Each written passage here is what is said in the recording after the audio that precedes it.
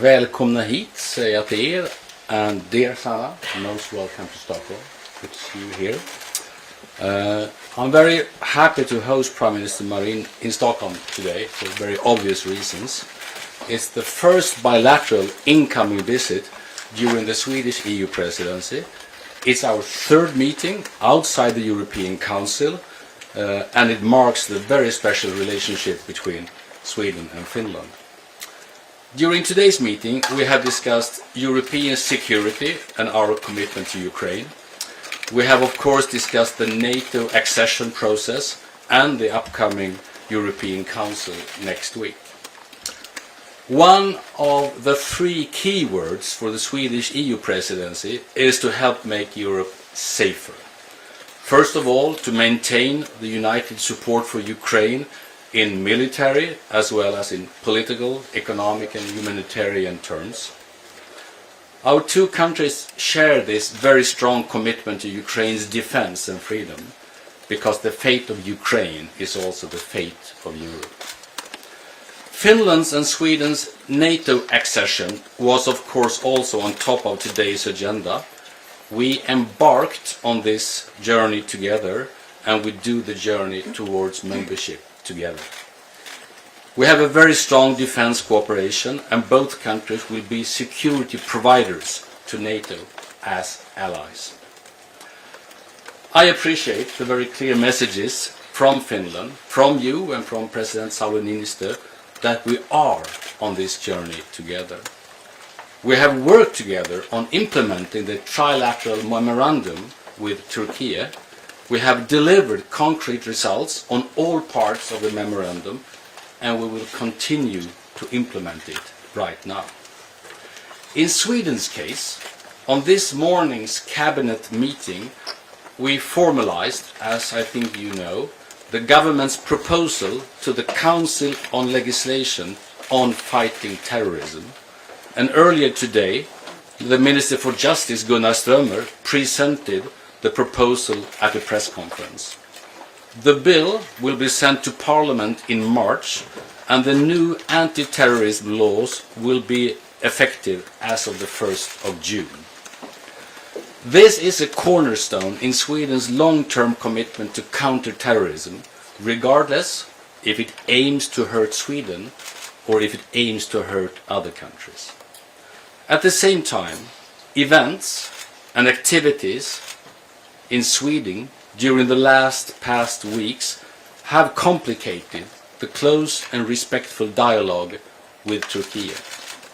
Individual manifestations carried out by small groups or even of individuals have consequences for how Sweden is perceived abroad.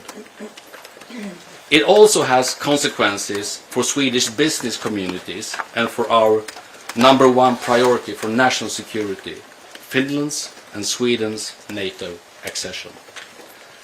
We understand and we share the frustration these actions lead to, and my message to all fellow Swedes is very simple. Let's calm down the situation and focus on the big picture and what is really important, increasing Swedish national security by becoming full-fledged members of NATO. In the meantime, Sweden will continue to implement our trilateral memorandum together with Finland. At our meeting today, we also covered the agenda for the upcoming European Council next week. The Commission yesterday presented its message on a Green Deal industrial plan for the net zero age, which is being analyzed as we speak. This input will of course be a part of the discussion in the Council next week. Another important priority for the Swedish presidency is to strengthen European long-term competitiveness and productivity. That is to make Europe greener and make Europe freer.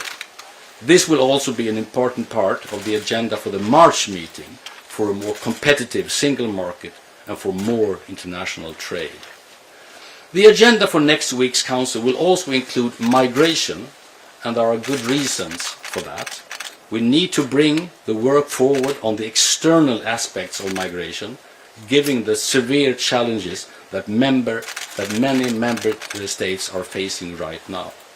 A number of countries, including the Netherlands, Austria and Belgium, are experiencing irregular migration at the same level now as in 2015, or even higher. In the case of Austria, their reception of migrants has tripled in a year and is now among the highest levels the country has ever experienced. And on the Western Balkan route, we have seen an increase in irregular border crossings with 150%. This is not sustainable and will be one of the big topics at next week's meeting. Finland and Sweden, finally, also share a common interest in forestry and the importance of forest industries, for example, in the field of bioenergy. All these were topics for the Prime Ministers and my talks today, and I now leave the floor to you, Sanna, please.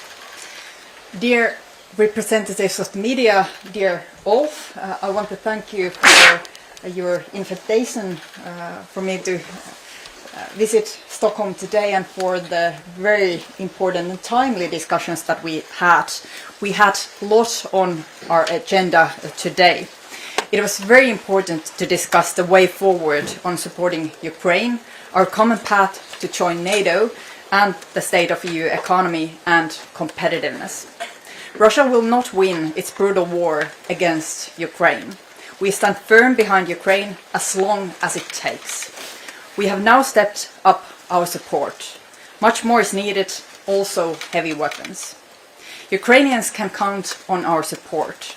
We will help Ukraine on its path to become a member of the European Union also.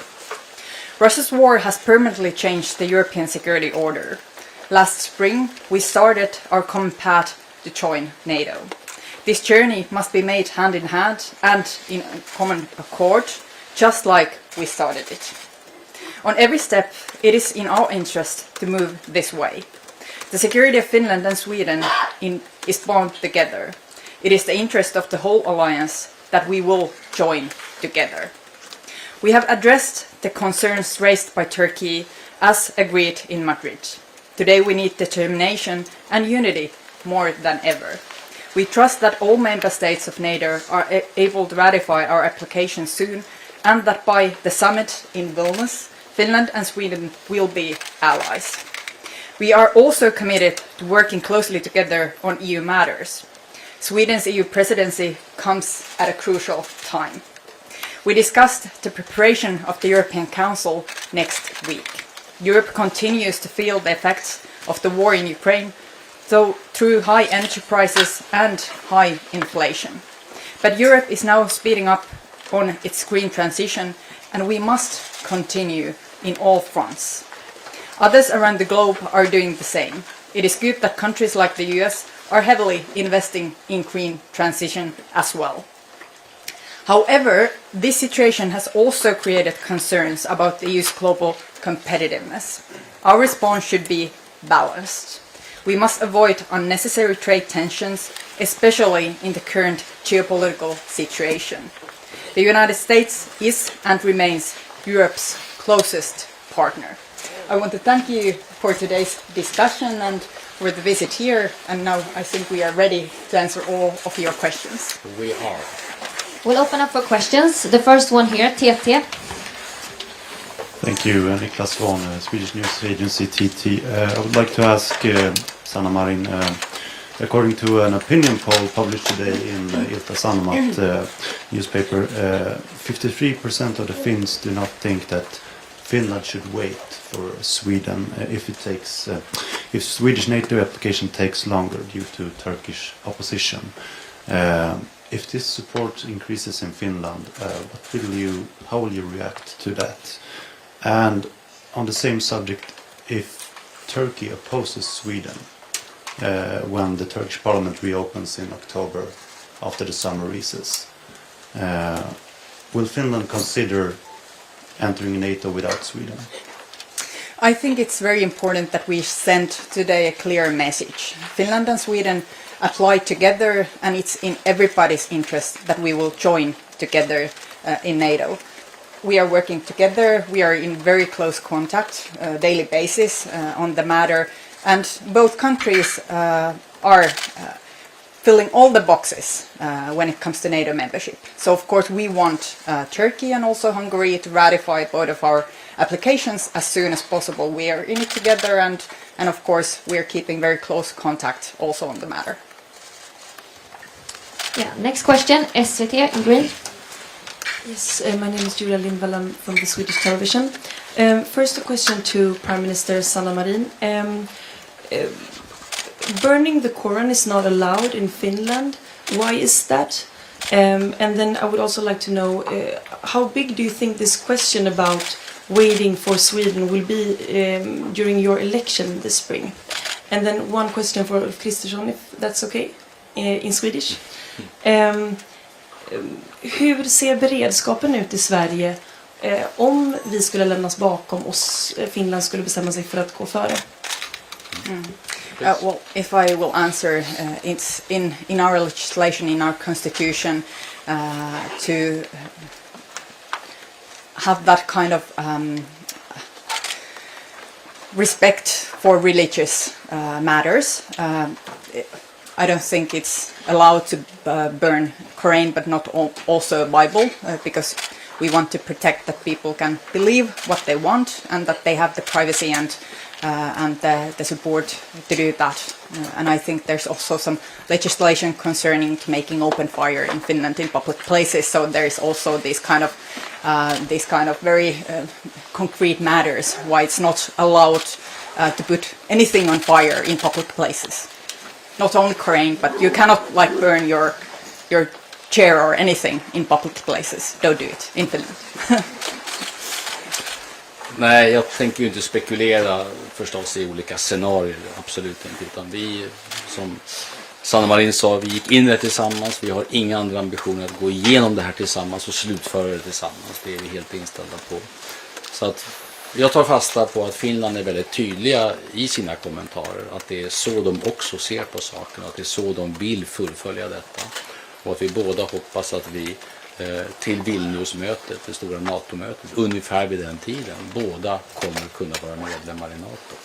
Så det är där jag finns. Sen förstår jag, och det har jag sagt många gånger, jag förstår den finska frustrationen med detta. Jag förstår den fullt ut. Så jag tycker inte det är konstigt att man ventilerar den sortens diskussion. Det hade vi gjort i Sverige också, tror jag, om situationen hade varit den omvända. Så jag förstår frustrationen, men jag uppskattar att Finland vill gå hand i hand med Sverige. Då tar vi TV4.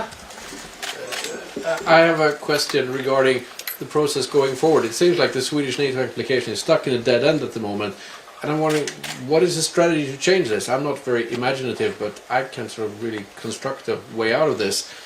What are you doing? Are you talking to the other NATO allies to make them pressure Turkey, or what's the playbook? Well, I think it's very important to stay calm. As I said, we fill all the boxes to become NATO allies, to become members of NATO. We have agreed joint declaration in Madrid, and now both countries are following that. I think it's very important that you are now presenting this new legislation on terrorism and following what has agreed in Madrid, and then it's up to the two countries, Turkey and Hungary, to ratify, and we are expecting and waiting them to ratify our applications as soon as possible. Of course, we are discussing with many NATO member states on the matter, and it's also there's also a question of NATO's credibility when it comes to open door policy. So I think there are many interests on finishing this situation as soon as possible to finalizing our memberships in NATO. I very much agree on that. First, stay calm. Stay calm. Don't hit the situation up. Come back to serious discussions. Sit down and continue the talks we have had, because they have been fruitful. And then continue implementing the trilateral memorandum and do exactly what we did this morning. An important step was taken this morning in having a new legislation in place. But how can you define this as fruitful? I said all the talks we've had since Madrid have been fruitful, I would say. Also confirmed by Turkey. very much so. And then, of course, what the last week's events had not been fruitful. That's obvious to state, and that's why I think we need to get back to a more reasonable way of discussion with each other, and that's not possible while things are burning literally. Yes, we'll do next question here in red. Antonia Meri, MTV News från Finland. Jag frågar Ulf Kristersson på svenska, hur sannolikt ser du att det kommer att upprepas sådana här provokativa handlingar här i Sverige och vad kan det leda till? And Sanna Marin, how long will we be able to wait for Sweden if there will be more actions like this and it will last some years, for example? Could Finland wait that long? Thank you. Jag är statsminister, jag sysslar inte med sannolikhetslära, utan jag vet vad jag vill åstadkomma och jag kommer att arbeta hårt för det. Sen inser jag att människor som verkligen vill försöka sabotera den svenska och den finska NATO-ansökan kan göra det på olika sätt som är lagliga. Jag förstår att det är möjligt. Jag beklagar att det är på det sättet, att man vill göra på det sättet, och jag tycker att det är riskabelt och man riskerar att spela krafter i händerna som inte vill Sverige väl. Jag vill bara understryka detta. Allt som är lagligt är inte respektfullt, och jag tycker man ska ha Sveriges nationella säkerhetsintressen i fokus just nu. Det är min uppfattning. Be the last question. If I will answer to the question, I don't like this atmosphere or position where Sweden is presented as a sort of troubled child in the classroom. I don't think this is the case. Sweden also ticks all the boxes what is needed to become a member of NATO. And now we are waiting for two countries to ratify. It's in NATO's interest that both countries, Finland and Sweden, will enter NATO together, because we are sharing the same security atmosphere up here in the north. It will be in everybody's interests. NATO's interest, our interest, that we would be accepted simultaneously. So there's also real reasons why it's so important that we applied and that we're joining NATO together. And I don't like this kind of atmosphere where Sweden is presented as a troublemaker. Sweden isn't a troublemaker. Sweden is a very close neighbor of ours, and we respect each other very much. Thank you so much. Thank you, Sanna. Thank you. Yes. Thank you. Thank you. Thank you so much.